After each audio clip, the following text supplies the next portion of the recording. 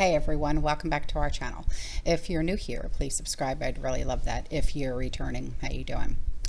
What we're going to talk about right now is, despite the fact that our politicians in Washington have been borrowing and spending trillions of dollars that we don't even have in a desperate attempt to prop up the economy, living paycheck to paycheck has become like a permanent lifestyle for most Americans.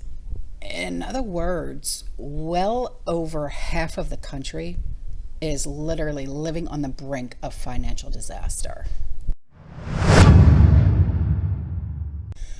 When you are living paycheck to paycheck, there's no room for error. Who here lives paycheck to paycheck? Raise your hand. I mean, I'll do it, there's no shame, okay? It's normal, really. A job loss, business failure, medical emergency can mean complete and utter financial ruin if you do not have a cushion to fall back on, right?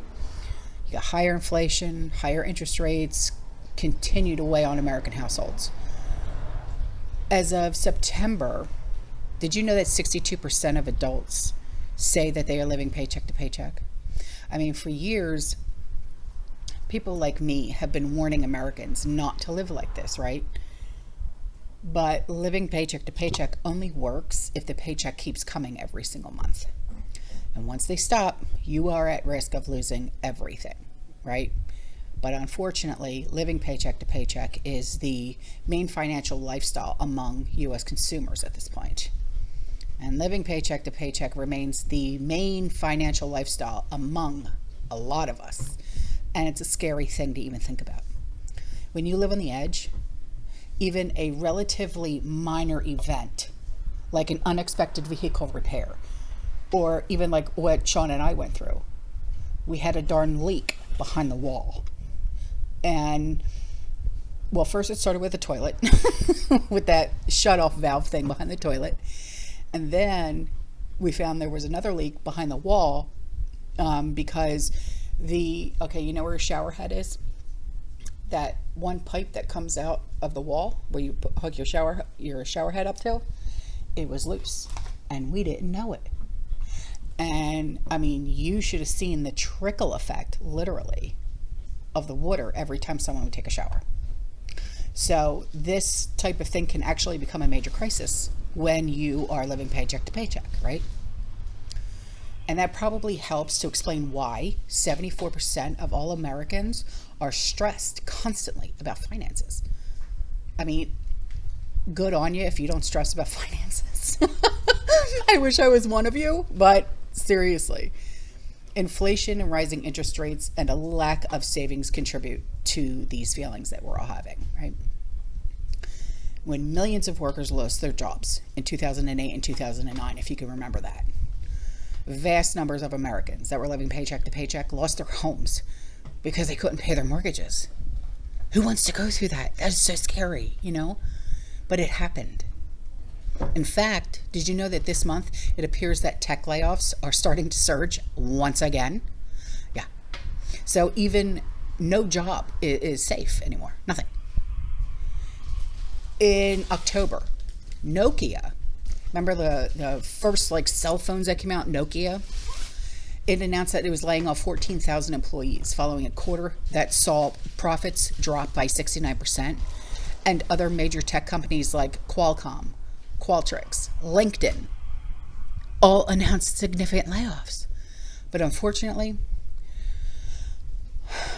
much greater economic troubles are on the way. And most Americans are deeply concerned about what the months ahead will bring. And what stinks is holidays are right around the corner. But 55% of Americans are either afraid or they're very afraid that we're heading into a greater depression. Meanwhile, you have economic concerns in America that are increasing, okay? And this year, the fear of the greater depression or a financial collapse is increasing from last year when it ranked only number 8 on the worry list. Did you know that there's actually a worry list? Swear. This year, nearly 55% of people are very, very afraid of what's happening. And by rights, we should be afraid. Considering this year's high interest rates, high inflation, unexpected banking crisis, economic recession, greater depression, whatever you want to call it, silent depression, right? It's something that we're all afraid of. And we have already been through some of the most intense economic turbulence over the past few years. But unfortunately, greater pain is on the way. At this point, it's so darn obvious that even the normally rabid, optimistic National Association of Business Economists is warning of a more challenging business environment as this economy is slowing down. They are actually stopping short of forecasting a full-blown recession. But we all know that it really truly is another Great Depression. The U.S. economy is really slowing down, and the European economy is slowing down as well. The Euro area economy risks falling into recession later this year. Even best case scenario, the path ahead is going to be so rocky for the global economy. But what is it going to happen if the flow of oil from the Middle East is restricted or cut off for an extended period of time? What do you think is really going to happen? That would be an economic nightmare for the entire world, not just the US, the entire world. Because 31% of the world's oil comes from where?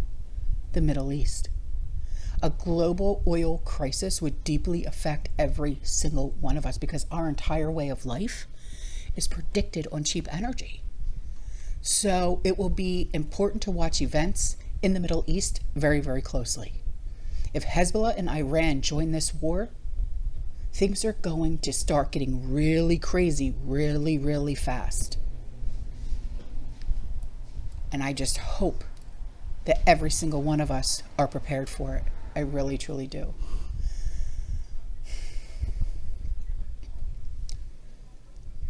There's only so much we can do, right? So much that our wallets will allow us to do. And that's what stinks. That's what really stinks. All right, guys, I'm out of here, okay? I'll see you in the next one. The next few videos, I'm going to be doing some more prepping videos and stuff like that because it never hurts to have a refresher course. I don't care how far along you are in your preps or how experienced you think you may be, okay? All right, guys, you stay positive, okay? And fear less, always.